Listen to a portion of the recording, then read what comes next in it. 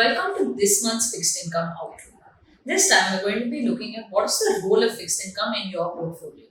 For a lot of investors, they've made excellent returns this year in almost every asset class that they've participated in. Whether you've invested in equities or in precious metals or global funds or even assets like real estate, it seems like everybody has made good returns. And when you benchmark against how fixed income has done in the year, maybe the returns from fixed income don't look so great. So the question that everyone wants to ask is, what is the point of having an allocation to fixed income if it's not really creating wealth for you? While this is an important question to ask, it's also important to recognize what fixed income does for an investor. There are three important roles that fixed income plays. The first being that it acts as something that preserves wealth, not something that's supposed to compound and create a lot of wealth. In rare instances, you can make double-digit returns in fixed income, but on the whole, it's supposed to be an asset that allows you to preserve your wealth through the ups and downs of the market. So, this wealth preservation actually fulfills the second role, which is that you have an asset in your portfolio that gives you comfort and stability.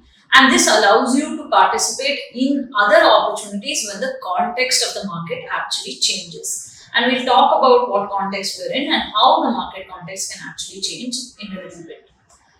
The third important role that it plays is it helps you behave better as an investor, because when you see stability in your portfolio, you're less worried about losing money, you're more focused on capturing opportunities.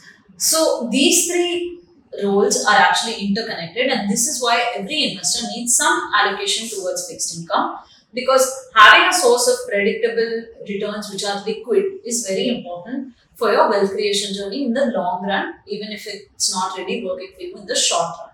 So, to take a quick look at what is happening in the markets and why you should consider this asset class in your portfolio, let's try to understand the context. The context of today's market is that about 17 crore demat accounts have been opened, whereas it was only in the last 4 years after COVID that 13 crores of those accounts were opened, which essentially means that a whole wave of investors or the bulk of investors in equity markets are actually new investors. So they've not experienced the ups and downs of a market cycle. We don't really know how they're going to behave when they see a market correction, and we don't know how long they can continue their investment plans.